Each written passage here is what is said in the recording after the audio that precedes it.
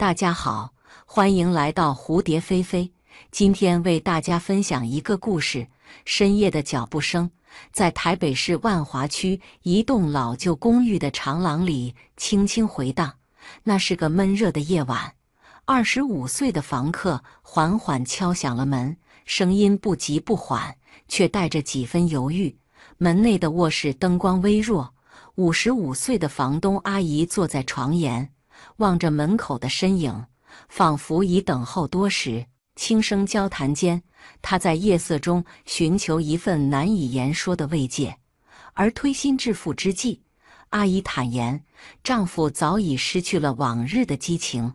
消息像细雨般渗入邻里间的耳语网络，在这个人情浓厚的旧社区里悄然传开，如同一枚石子坠入静谧的湖面，漾起一圈又一圈无法平息的涟漪。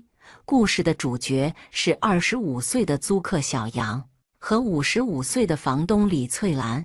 小杨是个刚从高雄北上打拼的年轻女孩，模样清秀，嘴巴又甜，说话像抹了蜜。她租下的是李翠兰家那间分租出去的小雅房。李翠兰的丈夫在10年前因病离世，留下这套3房2厅的老公寓。她一个人住着空荡荡的房子，平时靠出租房间补贴生活。平日里，她穿着简单素净，脸上总带着和善的笑，可那笑容背后，眼底深处却藏着一种不容易被人察觉的寂寞。小杨搬进来没多久，就凭着年轻人的热情跟李翠兰熟络起来。每次下班回来，他都会顺手带些水果或者夜市的小吃，笑嘻嘻地喊：“阿姨，这个好吃，买给你尝尝看。”李翠兰嘴上总怪他乱花钱，可心里却暖得跟冬天里捧着一碗热汤一样。时间一久，两人关系愈发亲近。小杨偶尔会帮忙修坏掉的水龙头，换灯泡。李翠兰则会炖上一锅排骨汤，叮嘱他工作别太累。这样的日子像是悄悄在两人之间织出了一张细密的网。不过，这份亲近也落在了邻居的眼里。老社区的人嘴都不严，私下议论道：“这个年轻租客跟房东阿姨走得太近，终究不太妥。”李翠兰听了，只是笑笑不说话。她觉得自己不过是把小杨当半个女儿疼，哪里谈得上什么越界的心思。真正的转折来得很突然，那是个闷热的让人喘不过气的夏夜，偏偏冷气机又坏了，屋里闷得像蒸笼。小杨穿着背心和短裤，敲响了李翠兰的卧室门。门开的一瞬间，映入眼帘的是李翠兰坐在窗边，身上披着一件丝质的薄睡裙，手里摇着蒲扇，热气把她的脸颊染得微红。小杨站在门口，眼神有些复杂，嗓子发干地说：“阿姨，我睡不着，太热了，想跟你聊聊天。”李翠兰愣了一下，并没多想，笑着让他进来。可小杨坐下没多久，话题却突然转向了自己在台北的孤单和压力。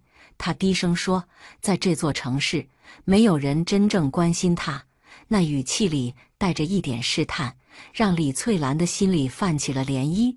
这些年，她早已习惯一个人过日子，寂寞也成了生活的一部分。可小杨的话却像一根细针，精准地扎进了心底最柔软的地方。他叹了口气，拍了拍小杨的肩膀，轻声安慰：“年轻人别想太多，阿姨不也一个人这样过来了？”谁知小杨忽然伸手握住了他的手，眼神炽热：“阿姨，你不寂寞吗？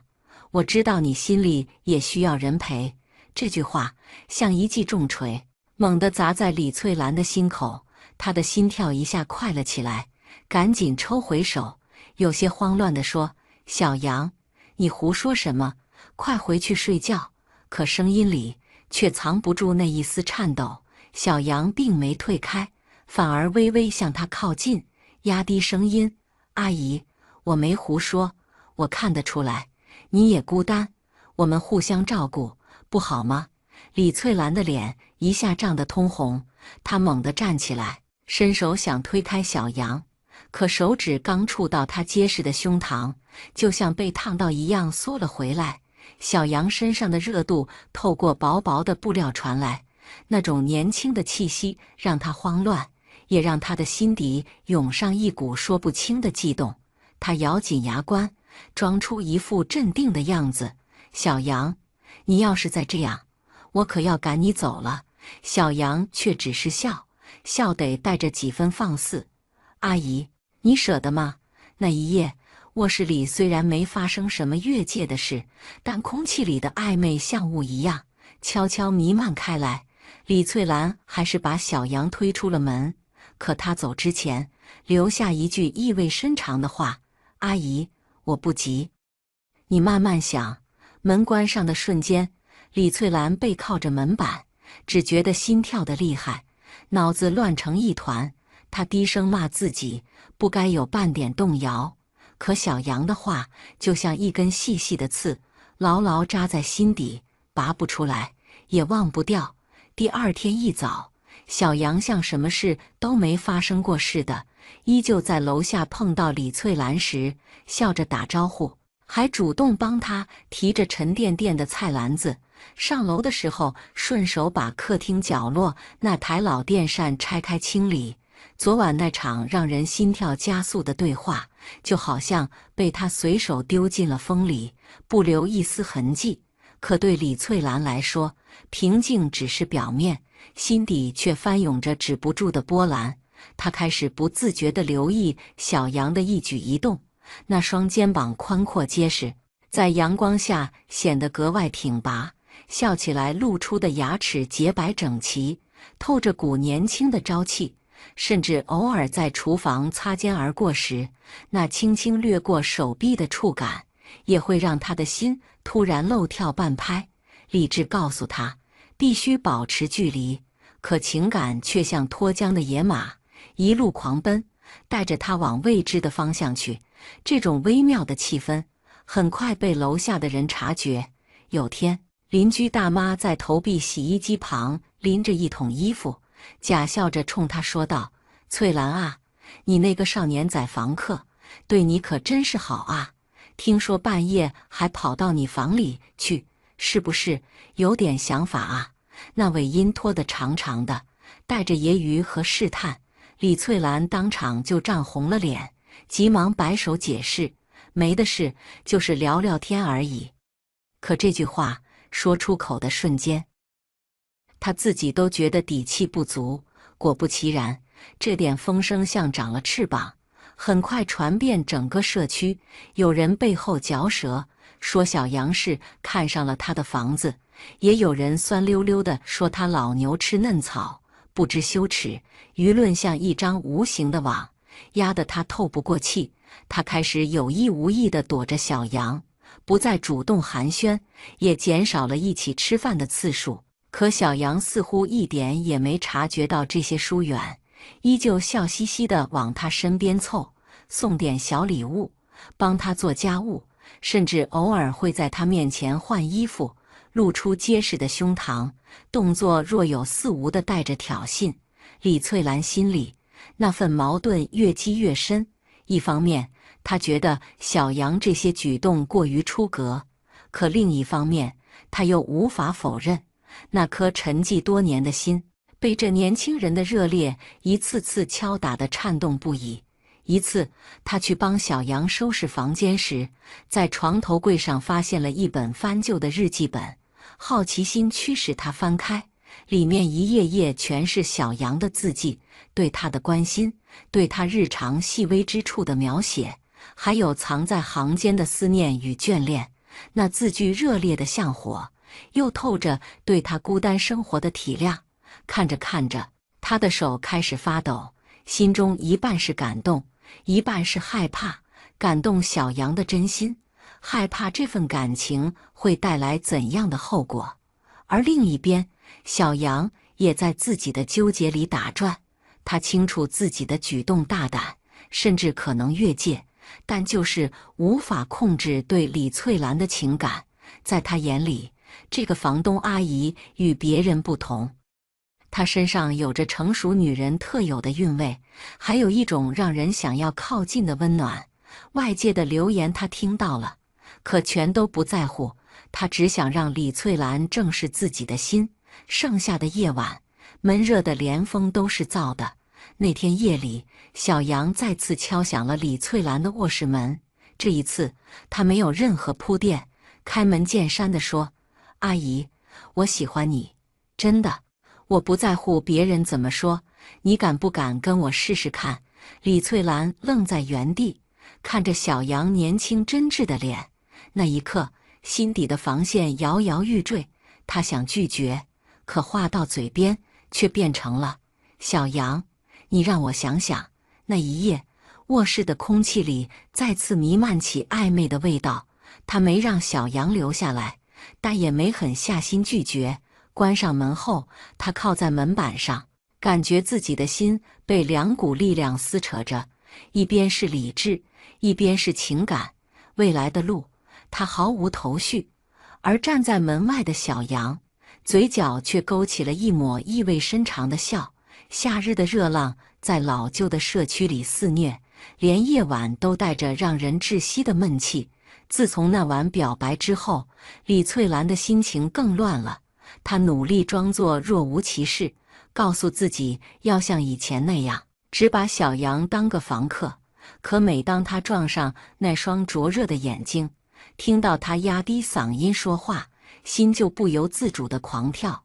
小杨显然察觉到了他的动摇，变得愈发大胆，言语中常带着半真半假的挑逗，动作上也多了试探。递东西时故意碰到他的手指，或是在他做饭时凑近灶台，闻着菜香低声说：“阿姨，你这手艺，哪个男人能抗拒啊？”李翠兰表面嗔怪着推他一把，嘴里说着别没大没小，可心底却痒得难受，像有只猫轻轻抓挠。她开始在镜子前多看自己几眼，留意眼角细纹的深浅，叹息岁月无情。可偶尔，她也会忍不住想，如果自己年轻20岁，会不会有勇气接下这份感情？这个念头让她既羞涩又兴奋，像个偷心的小贼。而偷的正是自己心里的悸动。小杨的攻势一天比一天猛烈，起初送的是水果和点心，后来变成护手霜、丝巾，甚至是一瓶带着淡雅香气的香水。李翠兰推辞着收下，佯装生气地说：“你一个年轻人赚钱不容易，乱花什么钱？”小杨只是笑，笑得肆意又笃定，凑到他耳边低语：“阿姨，这不是乱花，是为了讨你开心。”这话像一把火，顺着耳尖一路烧到心口。李翠兰的脸瞬间红到耳根，她慌忙推开小杨，逃回房间。关上门的那一刻，她的心跳得像擂鼓般急促，脑海里全是小杨那双亮到发烫的眼睛。社区里的流言越来越夸张，有人干脆当面问李翠兰：“翠兰啊，你那个房客是不是对你有意思？年纪差这么多，你可得拎得清啊！”这话像刀一样扎进耳朵。李翠兰当场脸色发白，强撑着笑解释：“就是房东房客的关系，别瞎说。”可连她自己都听得出，这话底气不足。那些议论像一块沉甸甸的石头，压得她喘不过气。她开始有意回避小杨，尽量减少碰面的机会。可小杨就像个不肯退的猎人，盯准了猎物，丝毫没有退缩的意思。那天晚上，他照例在卧室里看电视，门却被轻轻敲响。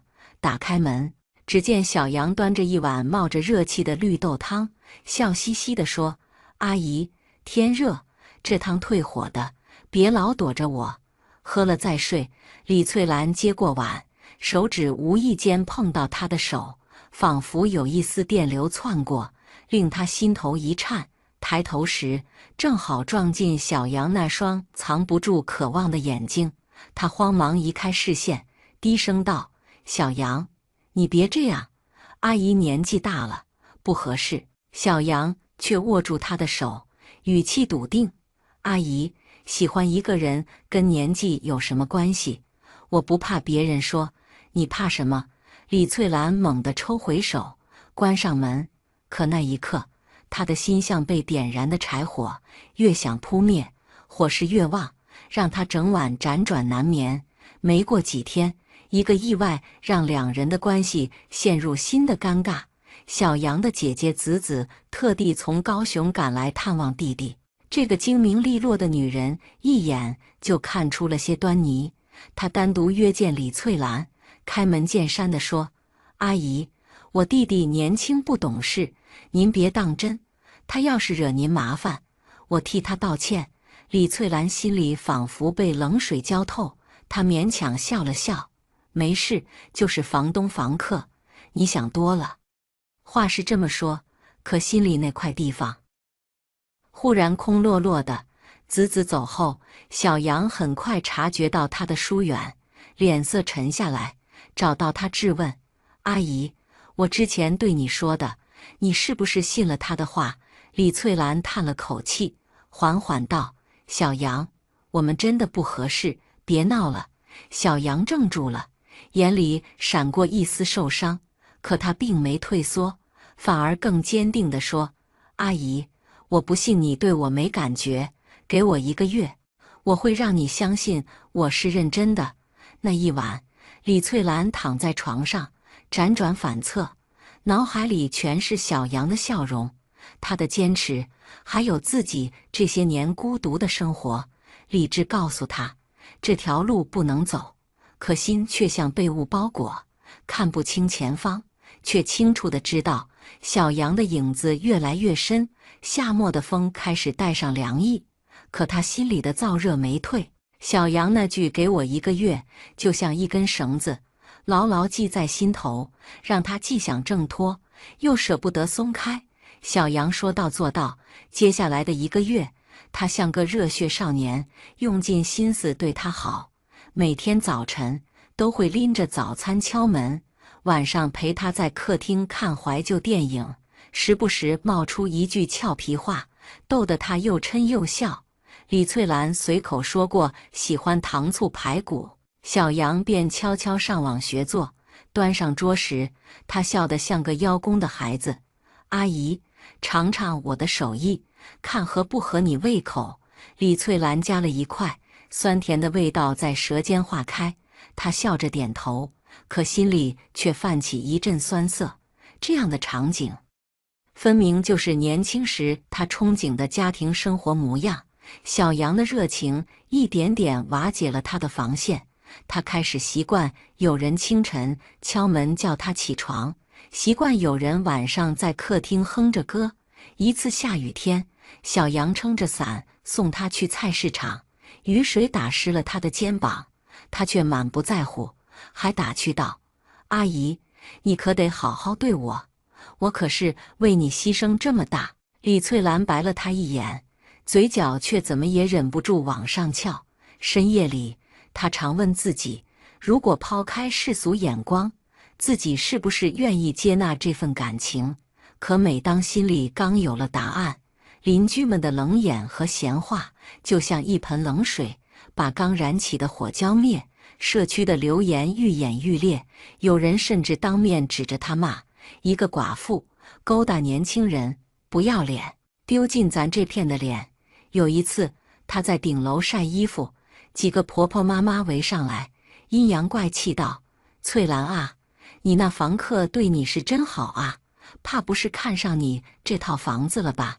李翠兰气得手都在抖，衣服啪地落到地上，她咬紧牙关，忍着眼泪说：“我做人清清白白，轮不到你们在这嚼舌根。”可回到家，关上门，她终于止不住泪水。那一刻，她第一次动摇，自己是不是错了？小杨的真心是不是像他们说的那样，只是别有用心？就在这段僵持不下的日子里，一个意外的访客打破了沉默。李翠兰的女儿小慧从新竹专程赶回来探望母亲。小慧30出头，是个在职场摸爬滚打多年的干练女人，做事利落，说话直爽。一进门，她就敏锐地察觉到屋子里的气氛有些不对劲。母亲和那个房客之间的眼神交流，说不上来，却透着一种微妙的暧昧。趁小杨出门买菜的空档，小慧把母亲拉进房间，压低声音问：“妈，你和那个房客到底怎么回事？外面已经传得沸沸扬扬了。”李翠兰一听，心里咯噔一下，脸色微变，急忙摆手：“别乱想，就是普通的房东房客关系。”可小慧盯着她的眼睛，不依不饶地追问：“妈，你老实说，你是不是动心了？”这句话像一根针扎在李翠兰心口，她一时间说不出话，低着头，眼眶泛红，泪水在眼里打转。小慧叹了口气，声音放缓：“妈，要是真的喜欢他，我不拦你，但你得想清楚，这事没那么简单。”女儿的话像当头一棒，把李翠兰敲醒。她忍不住在心里衡量，自己和小杨差了整整30岁，世俗的压力会像山一样压下来。小杨现在年轻气盛，可10年、20年后呢？那时候他还会不会嫌弃他，后悔当初的选择？他甚至开始害怕，这段感情会不会只是小杨一时冲动，经不起时间的考验。日子一晃，1个月的期限很快到了。那天晚上，小杨敲开了他的门，手里拿着一封信，神情有些紧张：“阿姨，这是我写给你的，答应过我。1个月到了，你得给我一个答案。”李翠兰接过信，手微微发抖，没有立刻拆开，只是低声说：“小杨，给我点时间，我还得再想想。”小杨没有勉强，只是深深看了他一眼，转身回了房间。夜深人静时，他才慢慢拆开那封信。信纸上，小杨用工整的字写下了自己的心路历程，从最初见到他时的悸动，到如今的坚定与笃定，字里行间全是真诚与热烈。“阿姨，我知道你害怕，可我不在乎年纪，不在乎流言，我只想和你在一起，哪怕只有1年1天，我也愿意。”读到这里，李翠兰的泪水模糊了视线。她想起这些年一个人的日子，想起小杨的笑脸，想起他带来的那份久违的温暖，她的心被撕扯得生疼，像是站在悬崖边，往前一步是未知，退后一步是无尽的空虚。第2天一早，小慧收拾好行李，准备回新竹。临走前，她握着母亲的手，认真地说：“妈，你自己的幸福才最重要，别管别人怎么说。”女儿走后，李翠兰一个人坐在客厅里，怔怔地盯着小杨的信发呆。傍晚，小杨再次敲门进来，眼神里满是期待：“阿姨，想好了吗？”李翠兰抬起头，看着眼前这张年轻真诚的脸，心里的防线终于崩塌。她缓缓站起身，声音有些颤抖：“小杨，我怕，可我不想再骗自己了。”然而，还没等这句话落地，楼下忽然传来一阵吵闹声，几名邻居堵在楼口，指着小杨破口大骂，说他勾引寡妇，不知廉耻。原来，不知是谁偷拍了小杨深夜进他房间的照片，还传到了社区的聊天群里。小杨气得冲下去理论，却被几个人围住推搡。李翠兰急忙下楼，挤到他身边，看到小杨的脸上已经有了伤痕，心疼得像针扎一样，立刻伸手把他护在怀里，朝众人怒吼：“够了，他没做错什么。”可邻居们依旧不依不饶，嘴里的话越来越难听。那一夜，小杨回到房间，默默收拾了行李，留下一张字条压在餐桌上：“阿姨，我爱你，但我不想让你受这种苦，我走了，保重。”当李翠兰看到那张字条时，眼泪止不住地往下掉。她冲下楼去，却只看到小杨拖着行李，背影渐渐消失在夜色里。她想追，可双腿像灌了铅，动弹不得。回到家，她坐在那间空下来的雅房里，抱着小杨留下的枕头，哭得像个孩子。几个月后，社区恢复了表面的平静，闲话渐渐淡去。李翠兰依旧是那个笑容和善的房东阿姨，只是眼神里多了几分挥之不去的落寞。有人说小杨回了高雄老家，也有人说他去了别的城市，没人知道确切的下落。那间雅房，他再也没租出去。小杨的那封信被他锁在抽屉里，偶尔会拿出来看看，每次纸面都会被泪水打湿。他不知道自己当初的选择是对还是错，他只知道那个夏天的悸动是他这一生最炽热也最舍不得遗忘的回忆。那年我安慰偷哭的女同学，她反而说我不是好男人，最后却嫁给了我。那年秋天，我软磨硬泡从我娘那要了些钱，又死皮赖脸找2个姐夫凑了些，买了一台录音机。不仅如此，我特意把留了很久的长发烫成了爆炸头，穿着当时流行的喇叭裤。我和村里几个发小窝在房间里，反锁上房门，把录音机音量调到最大，跟着音乐疯狂跳舞，引来好多小孩在窗外围观。我以为我爹会摸着黑回来，没想到还没到晚饭的时候，就听见我爹一边砸门一边喊。我那几个发小吓得不轻，他们打开房门撒腿就跑，瞬间没了踪影。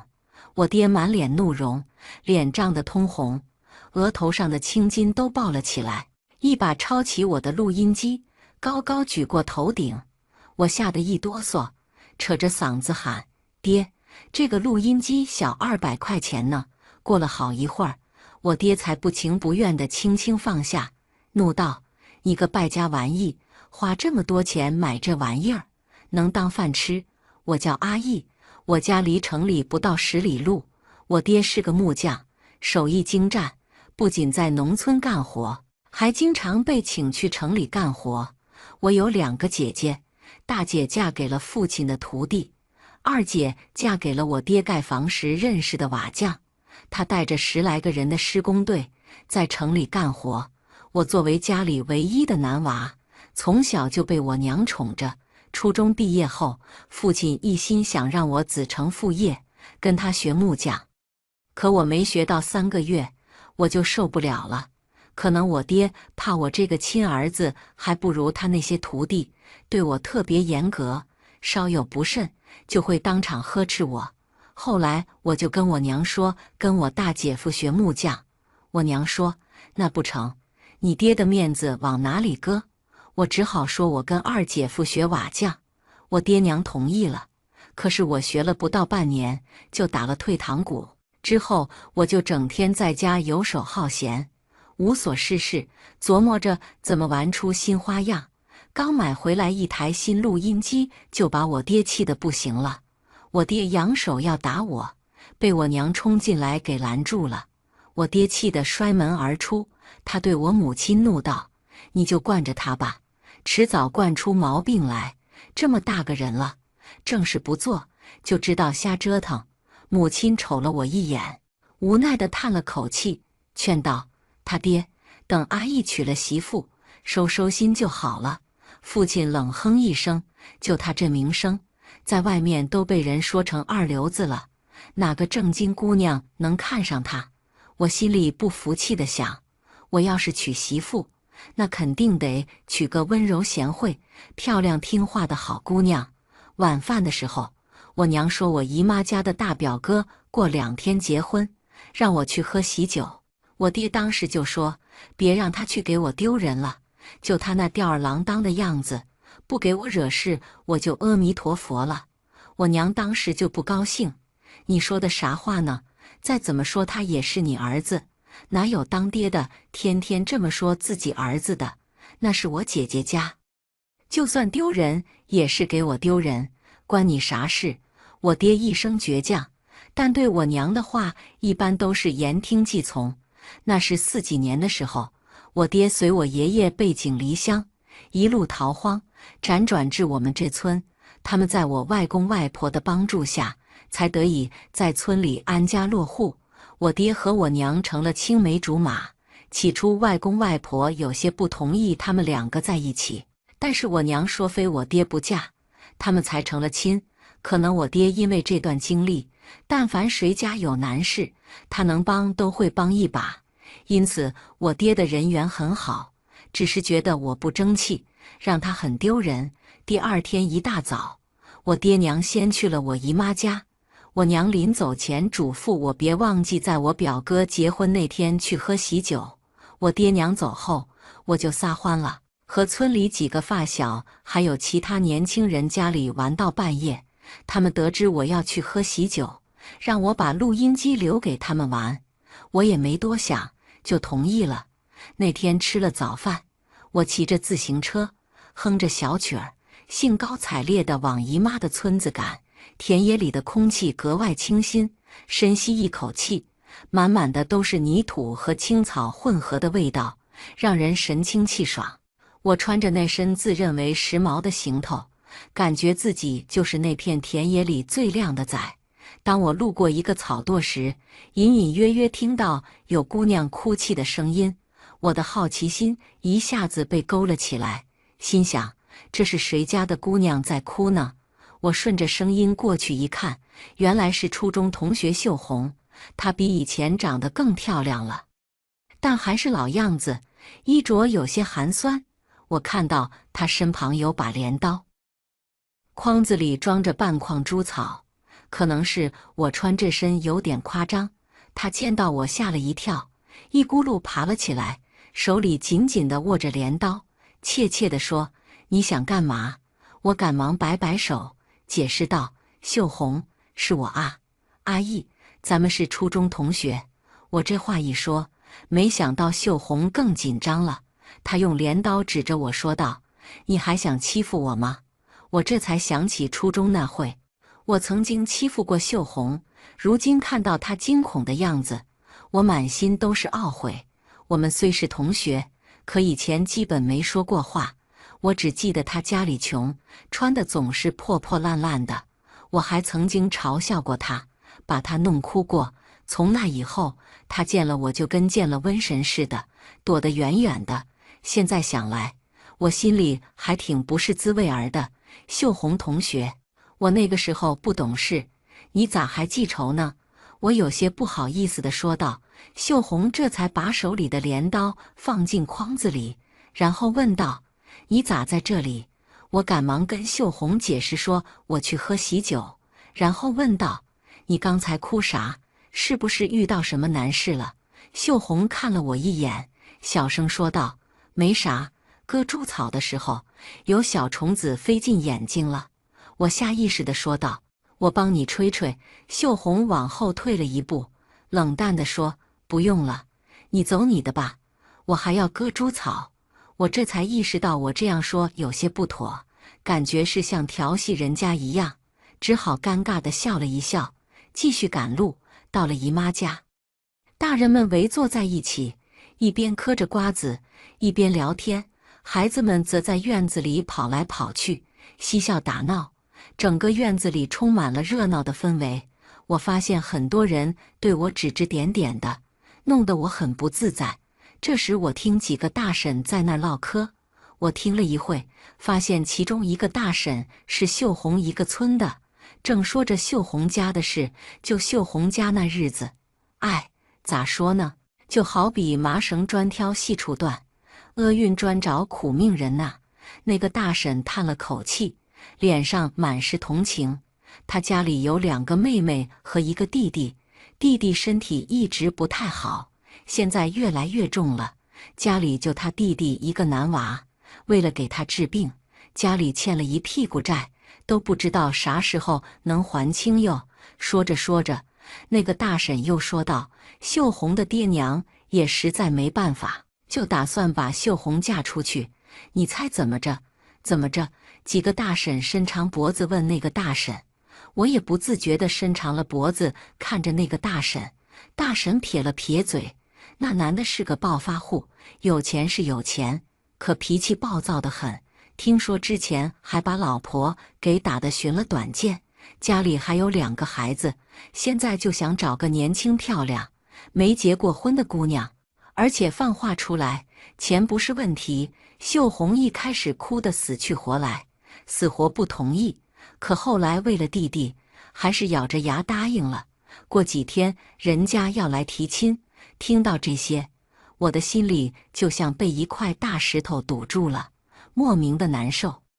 倒不是说我对秀红有啥特殊感情，一方面是想起以前嘲笑过她，心里满是愧疚；另一方面，同为同学，实在不忍心看她往火坑里跳。同时我也在想，我家里一直靠父亲挣钱，要是哪天父亲出点啥事，我该咋办？我能养活自己吗？我不禁想到秀红那瘦弱的身影，穿着破旧的衣服，在田野里割猪草，脸上还挂着泪水。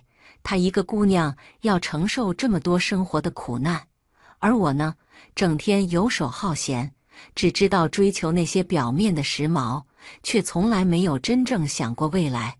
这一刻，我突然觉得自己特别幼稚，特别不懂事，尤其是看到我表哥和表嫂成亲的时候的高兴劲，我心里渐渐有了一个念头，我一定要帮秀红，绝不能让她往火坑里跳。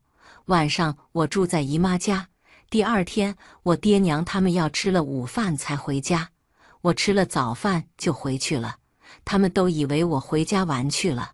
但我来到秀红的村子附近，希望能遇到秀红，可是我在田野里转了许久都没发现秀红，最后在一条河边看到了秀红在那里洗衣服。我见到秀红之后说了一句：总算把你给找到了。秀红皱了皱眉问道：你找我干嘛？我真诚地说道：怎么说，我们算是老同学，你的事情我听说了，那男的不是什么好人，你还是不要答应人家。秀红惊讶地看着我，突然来了一句：你真是不知道人间疾苦。再说了，你觉得你是个好男人吗？秀红说完，端起木盆就要走了。我当时心里挺复杂的，我是不是以前嘲笑过他，还有要帮他吹吹眼睛，就是不好男人了？我真的那么差劲吗？连老同学都不愿意和我说几句话，但是我没有放弃。我拦着他说道：秀红，我是真心想帮你，你明天这个时候在河边等我，我凑点钱来帮你，你别开玩笑了。秀红说完，头也不回的就走了。你一定要等着我，你要不等着我，我就去你家里找你去。我最后说道。秀红回转头，十分震惊地看着我，然后啥也没说就走了。我不知道秀红会不会相信我，但是我说了要帮秀红，我就一定要做到。回到村里，我去了发小家里，他们还以为我要和他们一起玩，可是我说要把录音机卖了帮一个同学，他们都说我的脑壳被门夹了。我看着我刚买的新录音机，我很是不舍，但是一想到秀红还有我说出的话，一咬牙，我把录音机带到城里卖了100多，但是我觉得不太够，我就去找几个发小借钱，他们开始不同意。我把秀红家里的情况说了之后，他们感慨一番，这个10块，那个20，我最后凑了200块钱。第二天一大早，我拿着好不容易凑来的200块钱赶往秀红的村子，我紧紧地攥在手里，仿佛攥着的是秀红的希望。我在河边等了许久，中途渴了，还喝了点水，才发现秀红赶了过来，她一脸惊讶地看着我。我还以为你昨天说着玩的，没想到你真来了。我赶紧把钱递给秀红，秀红简直不敢相信自己的眼睛，只见她眼含泪花地说道：阿姨，同学们都说你这个人挺讲义气的，没想到是真的，真是太谢谢你了，你可真是帮了我大忙，这些钱我一定会还你的。对了，你咋个有这么多钱？不会是……我当时心里听了挺不痛快的，但是转念一想，又觉得秀红的怀疑也不无道理。我赶紧说道：“你放心，这些钱绝对没问题。你不说清楚，这个钱我不能要。”秀红说完，又把钱递给了我。我本想说是跟我爹娘要的，但是又觉得不应该撒谎，就把我真实情况告诉秀红，提醒秀红一定要相信我没做坏事。秀红说道：“阿姨，我相信你。”我赶紧把钱拿回去给我弟弟买药。你放心，钱我一定会还你的。我见秀红走了之后，突然觉得心里挺痛快的。我不知道那些钱能不能帮他弟弟治好病，但是至少我曾经嘲笑过他的负罪感没有了。可是我又开始了我新的烦恼。我爹娘知道我把录音机卖了，钱不在手上，他们该怎么想？毕竟我总不能一直说把录音机借给了发小。晚饭的时候，我还没想好怎么和我爹娘说呢。我爹回家后气呼呼地问我：“你老实说，你把录音机弄哪里去了？借给发小了啊？”我刚说完，我爹怒道：“这个，我回来的时候遇到他，我问了，他说你把录音机卖了，卖的钱呢？拿给我。估计他们是怕我拿着钱去干坏事了。”我娘也追问钱去哪里了。我犹豫了一下，知道瞒不住，还是一五一十的把秀红的事儿说了出来，说是把钱借给秀红了。我低着头，声音越来越小，心里直打鼓，想着父亲肯定得骂我个狗血淋头。没想到父亲听完，沉默了一会儿，竟然说道：“以前我总觉得你不懂事，整天游手好闲的，现在看来，你长大了，知道帮助别人了。”我娘和我父亲的想法好像有些不一样，她立刻说道：“秀红姑娘长得咋样？你是不是看人家了？”我赶紧跟我娘解释没有那回事，但是我娘还是用怀疑的眼光看着我。这时我爹突然说道：“不过老话说，救急不救穷，这200块钱解决不了根本问题。你二姐好不容易怀上了，你二姐夫心疼得紧，让她不要在工地帮着做饭了，要不你让秀红去试试吧，肯定比在家种地挣得多。到底是我亲爹，见识广。”我一听，眼睛一亮，觉得这主意不错，连忙点头说：“好啊好啊，这办法好，我明天就去跟秀红说。”话音刚落，我爹又突然说道：“让秀红去做饭也不是不行，但是你也老大不小了，总要干点正事，你还是继续跟你二姐夫学瓦匠吧。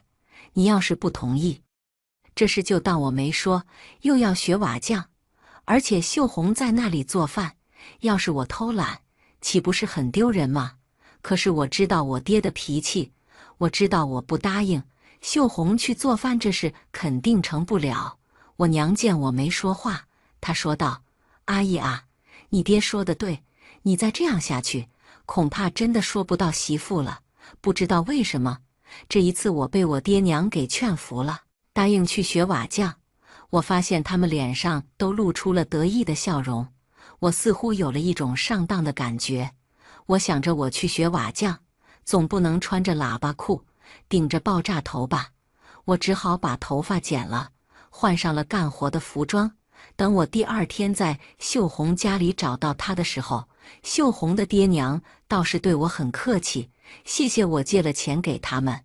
但是秀红简直不敢相信自己的眼睛，别说秀红了，就我那几天的变化，现在想起来就跟做梦一样。秀红愣了半天才说：“你咋变成这样了？不过看着挺精神的。对了，你找我有什么事情啊？”我把让他去做饭的事情说了出来，没想到秀红说道：“去工地做饭，我能行吗？再说我走了，我2个妹妹还在上学，弟弟还需要照顾，我娘就要辛苦了。我看还是算了，我没法劝秀红，免得以为让她觉得我是不怀好意，看上她了呢。好在秀红娘说道：“闺女，你就去吧，家里的事情娘能应付得过来。再说了，你去做事，媒婆来给你提亲，我也好解释不是。”秀红一听说媒婆来提亲的事情，赶紧就答应去工地做饭了。我离开了秀红的家，她送了我一程。她说道：“阿姨，真是太谢谢你了，那天对你态度不好，你别介意啊。”我说了句没事，就去了城里找我二姐夫，说我要跟他学瓦匠，还有秀红来做饭的事情。我二姐夫打趣道：“阿姨，没想到你小子也有今天，全家人谁都劝不动你，没想到你被一个姑娘给收拾了。”哈哈，就这样，我和秀红都去了我二姐夫的工地，因为顺路，我们一起骑车早出晚归的干活。我虽说以前学过一阵瓦匠，为了不丢人，这次我决定从小工做起。在工地干了些日子，觉得辛苦，有些想放弃了。没想到秀红为了多挣钱，她闲下来后也去做小工。看着秀红那瘦弱的身影在工地上穿梭，我实在是脸上臊得慌，咬着牙坚持。但是过了一阵子，我发现我没觉得那么累了，反而觉得很幸福。因为有时候秀红看到我累得不行，手上磨出了水泡，会心疼地帮我挑破，还劝我别太拼，有时候还会给我送水喝，送吃的。看着她尽管很疲惫，但是脸上露出的灿烂笑容，我的心里暖暖的。我知道我已经渐渐地喜欢上秀红这个勤劳善良、孝顺的好姑娘。我也看得出来她对我有意思。日子一天天过去，我的手艺也在不断提高。我和秀红在工地上的生活忙碌而充实，每天我们迎着朝阳开工，伴着夕阳收工。虽然身体疲惫，但心里却感到无比踏实。秀红的弟弟在城里大医院看过之后，他的病情逐渐好转，他们一家人的脸上也渐渐露出了久违的笑容。那天下午，我正在脚手架上干活，秀红提着水壶来，喊我下来喝点水。我一不留神，从脚手架上摔了下来，还好脚手架不高，只是胳膊和腿擦破了好几处皮，还有脚踝崴了，肿得有点高。秀红飞速地跑了过来，她的眼睛瞪得大大的，充满了恐惧和担忧，脸上的汗珠不停地滚落下来，眼神中满是焦急。她手忙脚乱地把我扶到工棚，小心翼翼地帮我清理伤口。她嘴里不停地念叨着：“你怎么这么不小心啊？疼不疼？都怪我，要是我不喊你喝水就没事了。”她的声音带着哭腔，听起来十分心疼。她的手轻轻颤抖着，动作却格外温柔，生怕弄疼了我。我那个可恶的二姐夫得知消息赶来，看了看我的伤势，松了口气说：“没啥大碍，休息几天就好。”然后他把其他工友都支走了，还冲我意味深长地笑了笑，那笑容里仿佛藏着什么秘密。屋里只剩下我和秀红，气氛一下子变得有些微妙。我看着秀红忙碌的身影，心里涌起一股前所未有的勇气。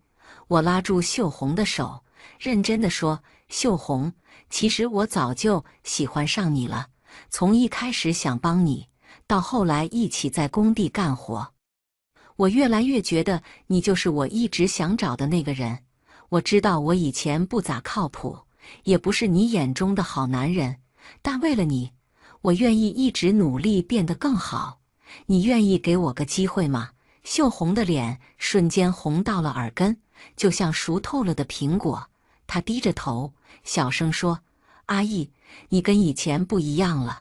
其实我也挺喜欢你的，只是我家条件不好，我怕配不上你。”我紧紧握住她的手，坚定地说：“别这么说，在我心里，你是最好的。咱们一起努力，日子肯定会越来越好。”秀红抬起头，眼中闪烁着泪光，用力地点了点头。那一刻，周围的一切都变得模糊不清，只剩下我们2个人，沉浸在这幸福的时光里。后来我们定了亲，结了婚，一起打拼，虽然平平淡淡，但幸福美满。以上就是本期视频的全部内容。如果您有任何感兴趣的话题，可以在评论区留言